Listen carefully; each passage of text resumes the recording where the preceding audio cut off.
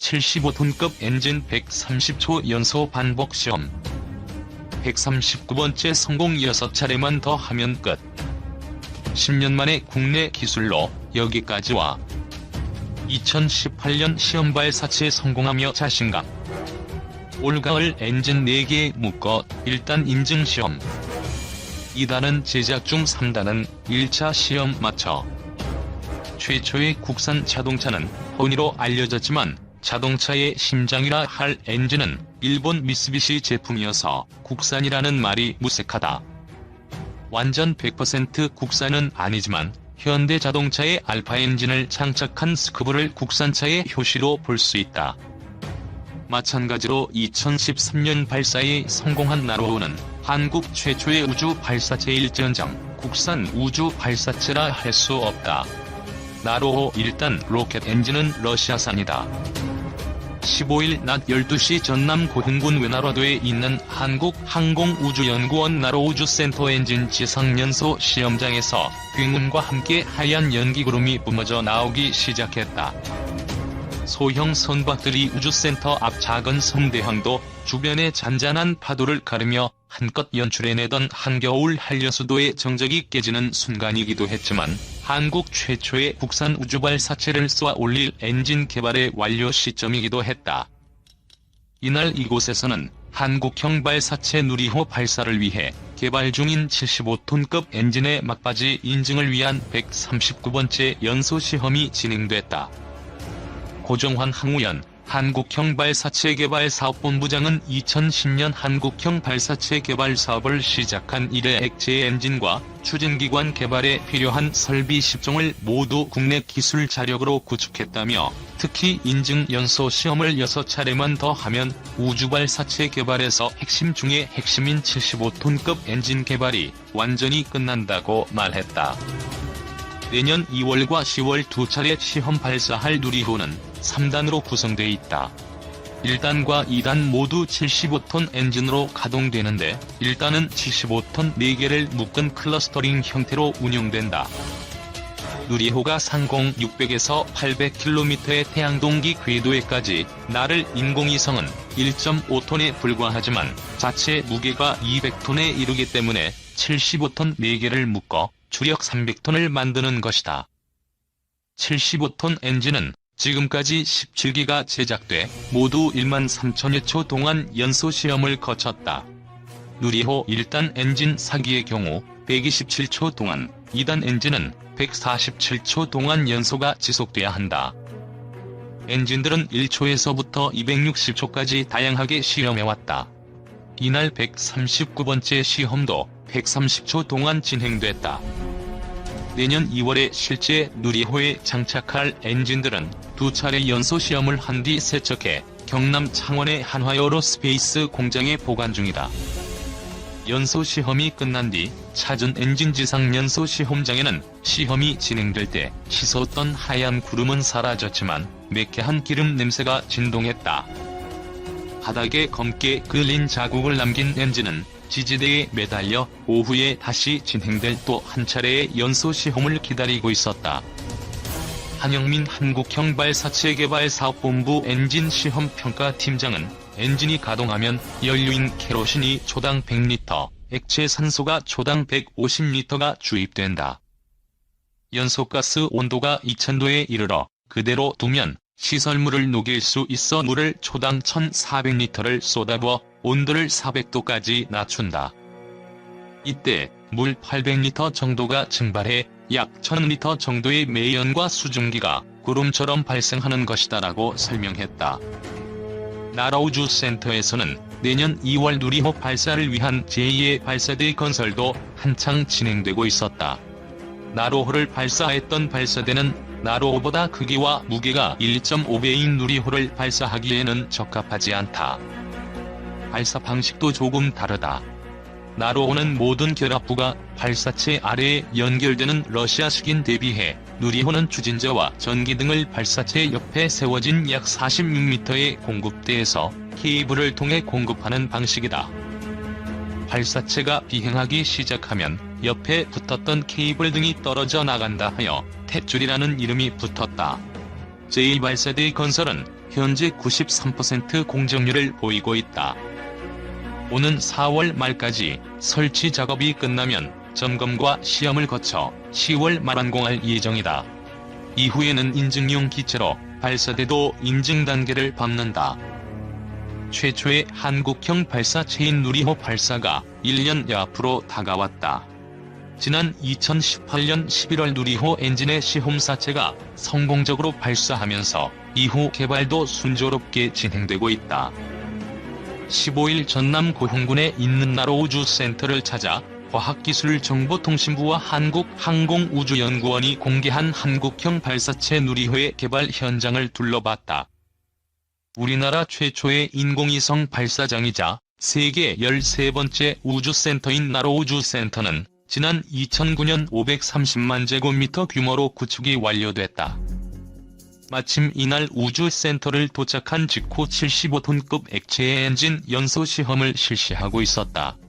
우렁찬 소리와 함께 불과 연기를 내뿜었다. 연소 시간은 150초 이상으로 목표 시간을 넘었다. 누리호의 총 길이는 47.2m, 무게는 200톤, 지름은 3.5m다. 누리호는 1.5톤급 실용위성을 지구 저궤도까지 쏘아 올릴 수 있도록 3단형으로 구성되어 있다. 누리호 개발을 위해 2010년부터 2022년까지 총 1조 9,572억 원의 예산이 투입된다. 1단부터 3단에 이르기까지 각 단별로 엔진을 포함한 구성품을 개발해 조립 및 성능 시험을 수행하고 시험 결과가 모든 규격을 만족하면 비행 모델을 제작해 발사하는 순서로 개발하고 있다. 개발 단계는 체계 개발 모델에서 인증 모델에서 비행 모델 순이다. 누리호는 각 단별로 체계 개발 모델 또는 인증 모델을 개발 중이며 올해 하반기부터 비행 모델 조립을 착수할 계획이다. 누리호는 75톤급 및 7톤급 엔진을 사용한다. 75톤급 엔진은 2018년 11월 시험 발사체 발사를 통해 비행 성능 시험을 성공적으로 마쳤고 지속적인 지상 연소 시험을 통해 엔진의 신뢰성을 확인해가고 있다. 현재까지 수행한 엔진 연소 시험은 1에서 2단부 75톤급 엔진의 경우 총 138회, 누적 연소 시험 시간 13,065초이며 3단부 7톤급 엔진은 총 77회. 누적 연소 시험 시간 12,325.7초이다. 1단 추력은 300톤급, 2단 추력은 75톤급, 마지막 3단 추력은 7톤급이다. 고정환 한국형 발사체 개발사업본부장은 올해 하반기에는 누리호에서 가장 큰 추력을 갖고 있는 1단을 조립해 75톤급 엔진 4개를 묶은 상태에서 종합연소 시험을 진행할 예정이다. 조립 단계가 난이도가 굉장히 높다고 설명했다. 이날 누리호 제2발사대도 공개했다. 누리호 길이와 중량으로는 나로호와 엔진 시험 발사를 실시한 발사대보다 커야 하는데 이를 위해 항우연은 올해 10월까지 제1발사대를 완공할 계획이다. 제1발사대는 나로호 발사대와는 달리 누리호에 추진제를 공급하고 발사체가 세워진 상태에서 발사 준비 작업을 수행할 수 있는 엄빌리칼 타워가 세워져 있다. 제1발사대 역시 국내 연구진에 의해 독자적으로 구축 중이며 완공 이후에는 누리호 인증 모델을 발사대에 기립시켜 발사대 기능을 최종 확인할 예정이다.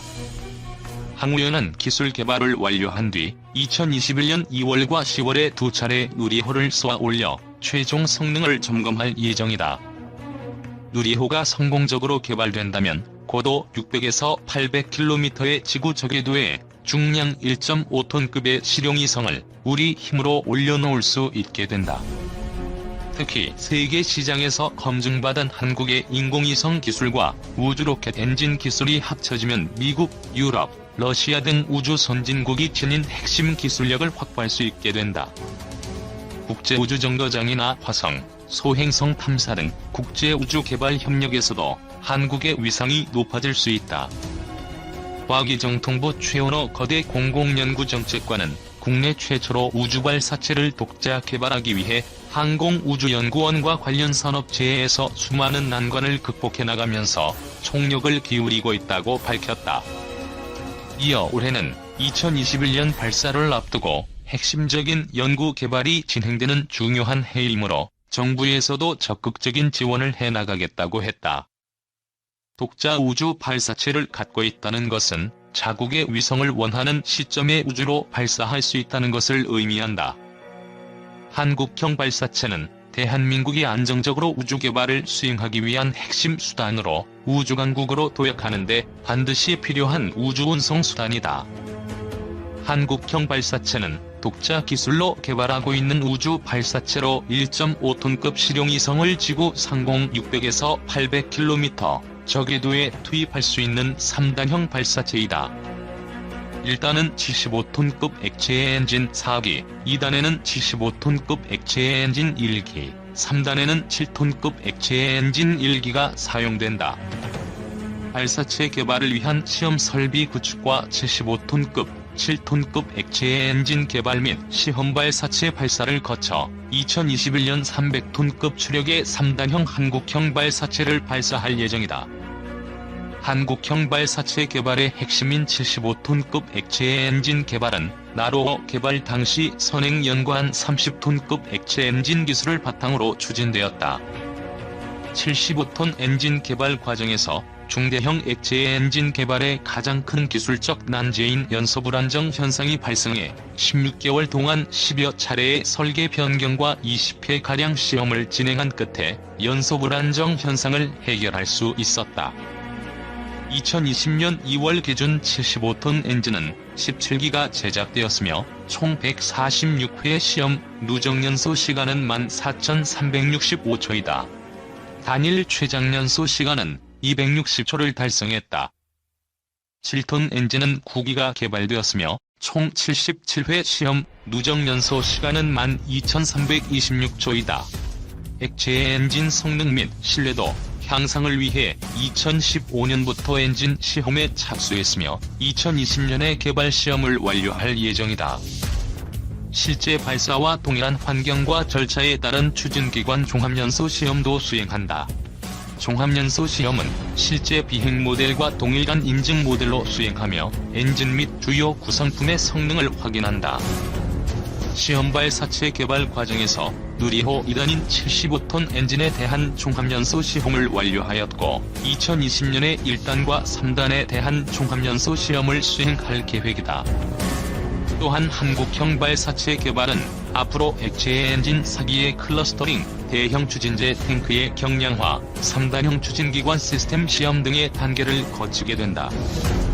기존 엔진에 비해 개발 난이도가 높지만 연소 효율이 높은 다단연소 사이클 액체 엔진 개발도 병행하고 있다. 다단연소 사이클 엔진은 향후 누리호의 성능 향상에 활용될 예정이다. 25에서 30년에는 500kg 이하의 소형 위성 수요 증가에 대비해 한국형 발사체 기술을 소형 발사체 플랫폼으로 연계 및 확장할 계획이며 30에서 40년에는 저궤도 대형 위성, 정지 궤도 위성 등 다양한 우주 임무 수행과 관련한 국내 수요가 풍부할 경우 대형 발사체 플랫폼 관련 기술을 확보할 계획이다. 한국형 발사체 누리호 내년 초 발사 마지막 담금질. 한국형 발사체 누리호 개발이 마지막 단계로 접어들었습니다. 2010년부터 개발을 시작했는데 올 하반기 엔진 시험만 성공적으로 마무리되면 내년 초 발사한다고 합니다. 이호진 기자가 전남 고흥 나로우주센터에 다녀왔습니다. 시뻘건 불꽃이 로켓 엔진에서 쏟아져 나옵니다. 섭씨 3000도의 열기에 촬영 카메라도 흔들립니다. 한국형 발사체 누리호의 엔진을 시험 중입니다. 75톤급인데 우리 기술로 만들었습니다. 아래 1, 2단에 들어가는 75톤급 엔진은 모두 139차례 13,185초 동안 시험했습니다. 3단에 들어가는 7톤급 엔진은 77차례 12,325.7초 동안 시험을 거쳤습니다. 엔진이 제대로 작동하는지 확인해야 하기 때문입니다. 올 하반기엔 75톤급 엔진 4개를 묶어서 300톤의 추진력을 내는 중요한 시험을 합니다. 연구진은 바짝 긴장한 모습입니다. 2015년 가을 연료가 불안정하다고 판단했을 때도 6차례나 설계를 바꾸고 10여 차례 넘게 시험을 반복했었습니다. 우리 기술로 만드는 누리호는 2013년 1월 러시아와 손을 잡고 쏘아올린 나로호와 자주 비교됩니다. 누리호가 실을 수 있는 중량은 나로호의 15배입니다. 위성을 올릴 수 있는 높이도 나로호의 2배가 넘습니다. 길이 역시 나로호보다 1.4배 길어서 발사대까지 가는 도로를 넓히고 있습니다. 이곳에서는 오는 10월 완공을 목표로 누리호 발사대가 만들어지고 있습니다. 누리호는 엔진 연소 시험 등을 마친 뒤 이곳에서 내년 2월 첫 시험 발사를 할 예정입니다. 전투기와 상륙작전 병력, 장비를 함께 운영하는 방식은 미 해군과 스페인, 이탈리아 등 유럽 국가 해군에서 활용되고 있다. 국방부는 미국과 유럽의 전례를 참고로 연구 개발과 설계 등의 절차를 거쳐 2030년대 초까지 경항모 건조를 추진한다는 방침을 세운 것으로 전해졌다. 군은 또 핵과 대량 살상 무기 위협에 대응하기 위한 미사일 전력 강화와 한반도 감시 정찰 능력 확충, 미사일 요격 능력 강화, 지상군 재래식 무기의 첨단 무기화 등의 방위력 개선 사업에 34조 1천억 원을 투입할 예정이다. 군은 북한 단거리 탄도미사일 위협에 맞서 비핵 전자기 펄스탄과 정전탄을 비롯한 비살상 무기를 개발하는 한편 정찰위성 등을 전력화해 한국군의 독자적인 감시 능력을 강화한다는 계획이다. 전자기 펄스탄은 강한 전자기파를 발산해 반경 1km 내의 전자장비를 무력화하는 첨단 무기다. 북한 전쟁 지도부를 무력화하는 등의 효과가 있을 것으로 평가받는다. 전자기 펄스탄을 비롯한 비살상 무기 체계는 인명 피해를 줄이면서 적이 전쟁 지속 능력을 떨어뜨리는 효과가 있어 군 당국은 오래전부터 관련 기술 개발을 진행해왔다. 국방부는 전자기 펄스탄을 2020년대 말에는 전력화가 가능할 것으로 보고 있다. 국방부 관계자는 전자기 펄스탄 개발에 필요한 핵심 기술은 오랫동안 축적해왔다라며 이를 실질적으로 운영할 수 있는 수준으로 개발하겠다는 의미라고 설명했다. 국방부는 국방종기 계획 추진을 위해 내년부터 5년간 290조 5천억 원을 투입할 예정이다. 국방부가 14일 2020에서 2024 국방중기 계획을 통해 3만 톤급 경항공모함 건조를 공식화한 것은 동북아시아 해군력 경쟁에서 뒤처질 수 없다는 위기의식에 따른 조치로 해석된다. 우리 해군도 경항모를 보유해야 한다는 주장은 1990년대부터 꾸준히 제기됐으나 공론화 단계에서 더 나아가지는 못했다.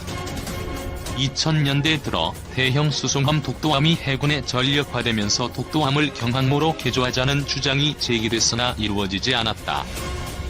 하지만 일본과 중국이 항모 보유에 나서면서 국내에서도 경항모를 만들어야 한다는 목소리가 높아지고 있다. 일본은 이즈모급 호위함 2척을 2023년까지 경항모로 전환한다는 계획을 갖고 F-35B 도입을 서두르고 있다. 중국은 항공모함 랴오닝호와 산둥호를 건조했으며 이보다 규모가 큰 항공모함을 추가로 확보할 계획이다. 중국 해군 항공모함 랴오닝호가 함재기를 싣고 항해에 나서고 있다. 위키피디아. 중일 양국의 항모가 한반도 주변 해역에서 활동하게 되면 우리 해군의 작전구역은 위축될 가능성이 높다. 군 소식통은 항모를 견제할 수 있는 최상의 무기는 항모라며 해상에서의 전략적 억제 능력 확보에 도움이 될 것이라고 밝혔다. 막대한 비용 문제 등을 이유로 경항모 보유에 부정적인 기류도 있다. 군 당국이 확보하려는 경항모와 유사한 함정인 스페인의 후안 카를로스 1세우는 건조비가 6천억 원에 달했다. 여기에 F-35B 10여 대를 도입하는 데 필요할 것으로 추산되는 10억 달러 등을 감안하면 총비용은 크게 불어난다. 10여 대에 불과한 F-35B로 중국, 일본 해상 전력 견제가 쉽지 않을 것이라는 우려도 있다. 이에 대해 군 당국은 해상 전력을 추가로 확충, 주변국 위협에 대응한다는 방침이다. 우선 함대지 미사일을 탑재해 지상 표적을 정밀 타격할 합동화력함을 국내 기술로 2020년대 후반까지 전력화할 예정이다. 이지스 구축함과 3000톤급 잠수함, 해상 감시 레이더 등도 추가 배치된다. 이 밖에도 독자적인 감시, 정찰 능력을 높이기 위해 2023년까지 군정찰 위성 5기를 전력화한다. 또 중국, 러시아 군용기가 자주 진입하는 한국방 공식별 구역 감시 공백을 해소하기 위해 고정형 장거리 레이더를 국내 기술로 확보하고 이동형 장거리 레이더를 새로 배치할 예정이다. F-15K 전투기 레이더를 전자식으로 교체하고 무장 운용 능력을 개선하는 등 전반적인 성능을 높이는 작업도 추진된다. 또 대형 수송기 3대를 추가 도입해 제외 국민 보호 및 국익 증진 임무에 투입할 계획이다. 기종으로는 유럽 에어버스사의 A400M이 유력하게 거론되고 있다.